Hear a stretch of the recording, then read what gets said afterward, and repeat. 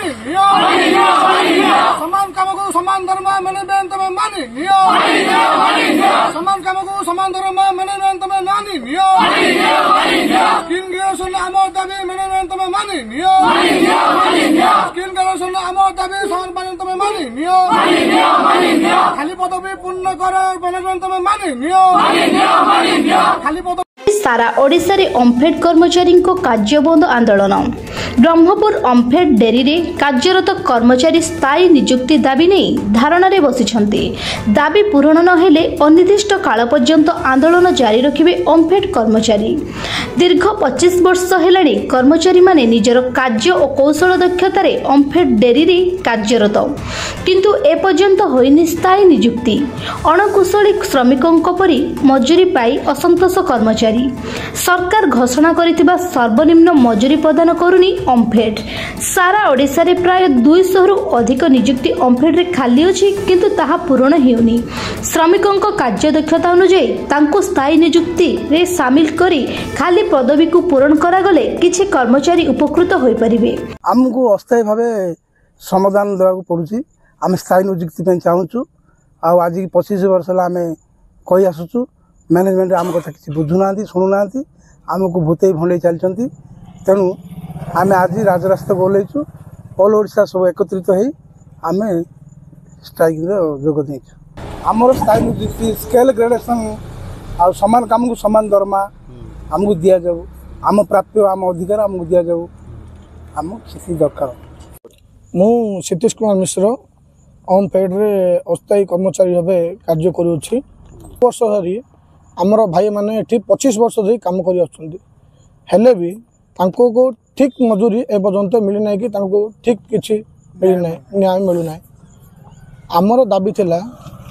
25 वर्ष है जेहेतु माने भाई मैंने काम कले गोटे स्थायी नियुक्ति दि जाऊ आउ स्किल ग्रेडेशन करा जाऊ आउ समान काम को समान दरमा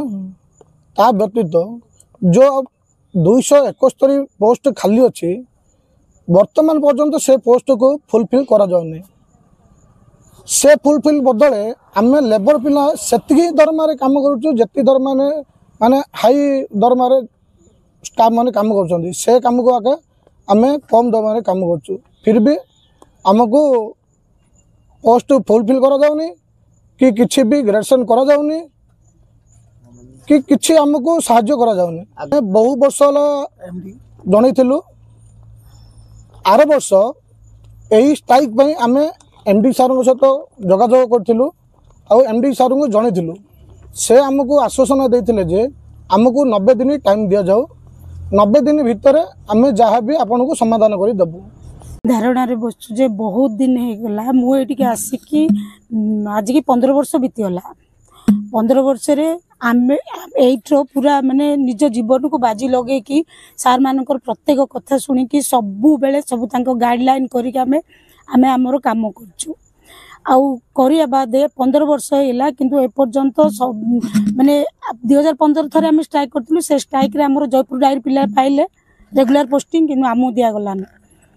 तापरे भी आमे तापरे रहिलु पुनी बहुत आमे टचर भी हेलु सेतिरे गला ता बाद भी एबे भी सबु माने हमरो जेति कि ओम्फेड डायरी अछि सबु डायरी आमे गोटे समस्त एकत्रित होई कि ऑल ओडिशा पूरा एकत्रित होई कि आमे एबे भी 2 वर्ष होला माने मैनेजमेंट को रिक्वेस्ट करछु जे आम प्राप्ति हमको दिया जाऊ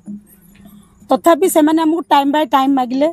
वर्षे 6 मास ए डेट नेक्स्ट डेट एमती डेट पर डेट गला तथापि सेतिरे भी आमे हम पेशेंस रखी कि रहिलु एबे रिसेंटली हमको 13 तारिख डेट देइतिले जे 13 रे जाले तुमरो किछु डिसाइड हबो किंतु डिसाइड कलेन से माने कहले आमे किछ करि पारुन तमे जा करे कथा तो सेति भाई आमे एबे असहयोग आंदोलन रे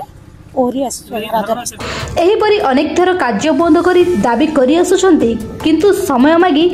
आश्वासन छड़ा आउ किछि पाई नाहंती कर्मचारी तेणु आजिठु सारा ओडिशा रे ओम्फेड कर्मचारी संघ निजर दाबी जणाई अनिर्दिष्ट काल पर्यंत कार्य बंद डाकरा दैछंती कुकुडा खंडीरु रविंद्रनाथ साहू को रिपोर्ट ए मार ओडिया टीवी।